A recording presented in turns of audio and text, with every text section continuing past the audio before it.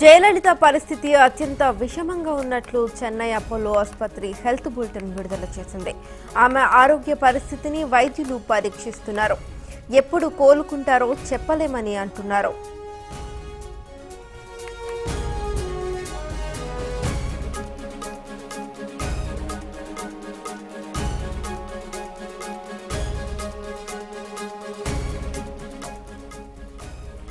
ఇక దీనికి సంబంధించి మరింత సమాచారాన్ని మా ప్రతినిధి మురళి అందిస్తారు. మురళి, చెప్పండి, జయలలిత ఆరోగ్యానికి సంబంధించిన సమాచారం.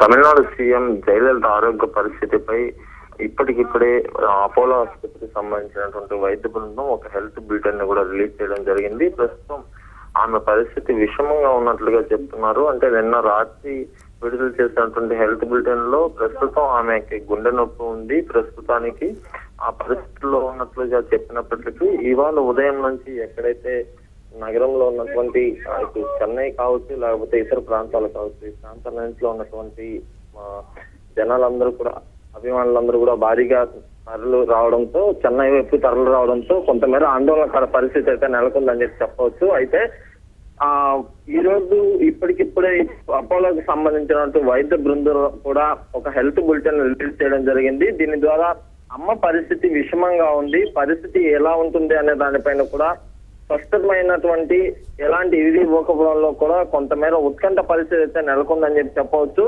ఇప్పటికే జయలలిత అభిమానులు అన్నాడీఎంకేకి సంబంధించినటువంటి కార్యకర్తలు కూడా భారీగా హాస్పిటల్ వద్దకి చేరుకుంటున్నారు.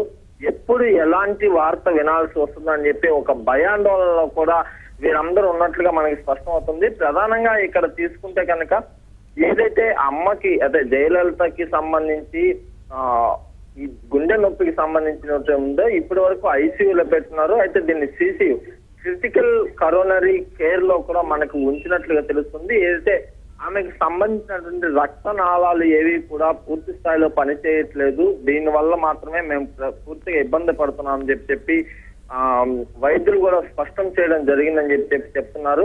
మొత్తానికి ఇటు కేంద్ర వ్యాప్తంగా కేంద్ర మంత్రులు కావచ్చు, లేకపోతే రాష్ట్ర కేబినెట్ మంత్రులు కావచ్చు, వీరందరూ కూడా ఇక్కడికి చేరుకొని జయలలిత ఆరోగ్య పరిస్థితిపై కూడా ప్రతి క్షణం స్పందిస్తున్నారని చెప్పవచ్చు. మరోవైపు రాష్ట్ర governor, incharge governor Vidyasagar Rao కూడా ఇక్కడ ఉండి ప్రత్యక్షంగా అసలు పరిస్థితి ఏ విధంగా కూడా పూర్తి స్థాయిలో వివరణ కూడా ఇస్తున్నటువంటి పరిస్థితి అయితే ఉంది. మొత్తానికి ఇప్పుడు పెట్టినటువంటి, అంటే ఇప్పుడు రిలీజ్ చేసినటువంటి హెల్త్ బులెటిన్ ద్వారా ఒక రకమైనటువంటి కొంతమేర ఏదైతే స్పష్టమైనటువంటి ఒక ఇది కూడా వచ్చిందని చెప్పి కూడా చెప్పుకోవచ్చు. Okay right, thank you Murali.